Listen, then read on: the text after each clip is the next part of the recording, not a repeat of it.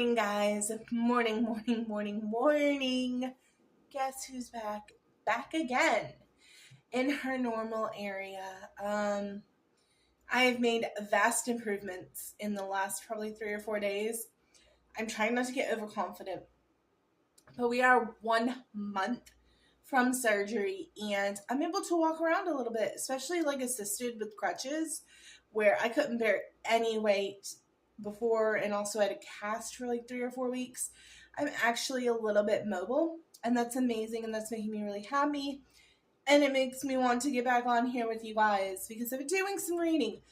This month has been a little light. I'm going to try and catch up. I'm really excited about the new Emily Henry book that is dropping tomorrow. I think it's called A Big Beautiful Life or something like that. I've heard good things about early readers, or I've heard good things about it from early readers. So there's that. But I did read the entire 4-book Sugarlake series by Emily McIntire, and we're going to talk about it. So you've probably seen the paperbacks on shelves at like Walmart or Sam's Club, Costco, Target, whatever. They're beneath the stars, beneath the stands, beneath the hood, and beneath the surface. And basically, it just follows this group of friends from Sugarlake, Tennessee throughout life. And you start with two sets of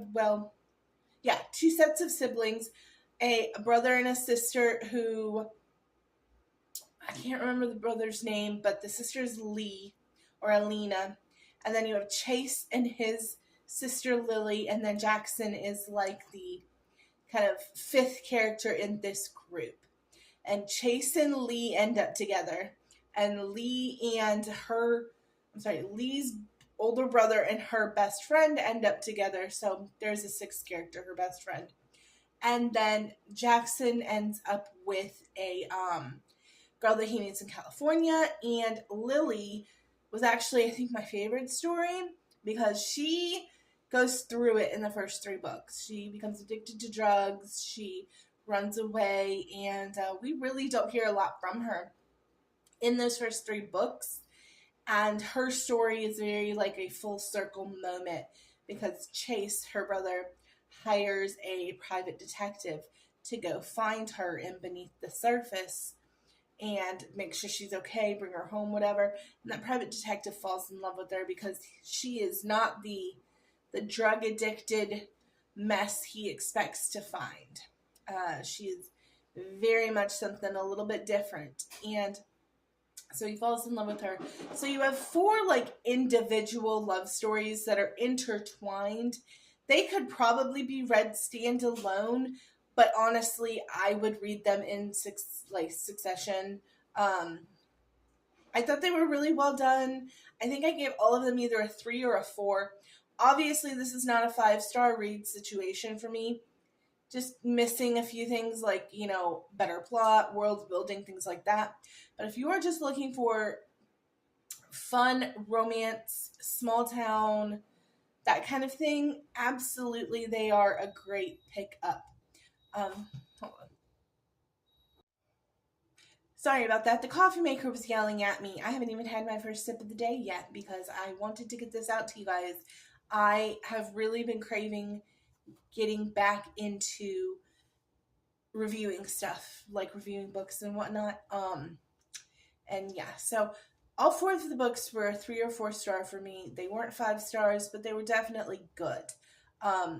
Great time sucks, great quick reads to get your numbers up as far as if you are concerned about how many books you're reading. That's really not my concern this year. Last year, I think I read about 150, like right at that 147. This year, I'd like to only read about 100 just because I have other things I want to invest my time in and like getting back into writing and things like that. I am almost at 200,000 reads over on Wattpad. And so investing more time in that is big right now. And so it's a lot of stuff going on there. Other hobbies I want to give time to. Tales of the Shire will eventually come out. It's been delayed 3 times, I think, on me. But it will eventually come out, and I will eventually get to play it. So, yeah. just other things I want to give time to this year. So I lowered my reading goal just a little bit. I feel like anything over 100 books for me, I am really disassociating, and we need to figure out why. So, yeah.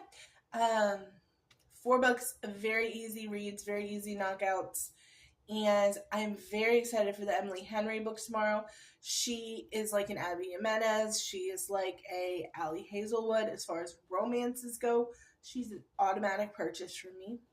Um, Brandon Sanderson in the fantasy world is that way for me. J.R. Ward is that way for me in the fantasy world. I'm trying to rack my brain. I have more fantasy authors. I have so many books on my TBR that I really want to get to right now.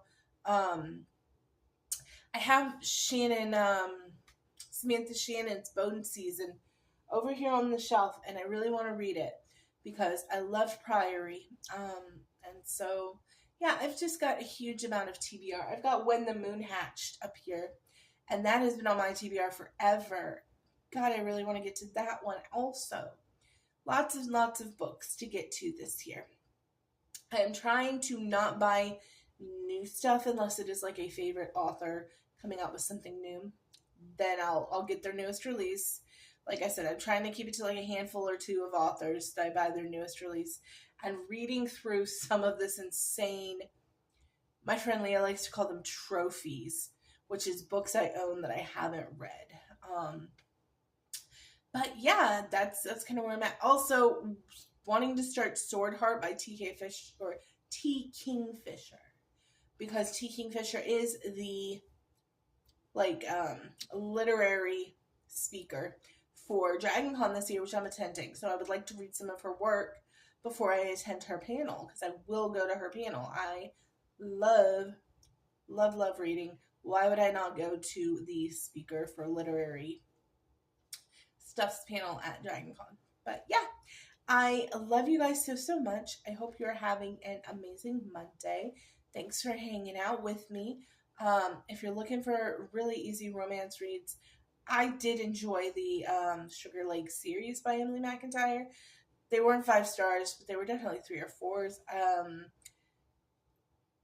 Yeah, I really liked them. I'm trying to think of like the Chestnut Springs series. They're not that level, but they're right under there. So if you like that kind of thing, pick it up. I'm sure you'll enjoy it. But I'm gonna make a cup of coffee and enjoy my Monday morning. I hope you guys also do so. And yeah, I'll talk to you later. Bye.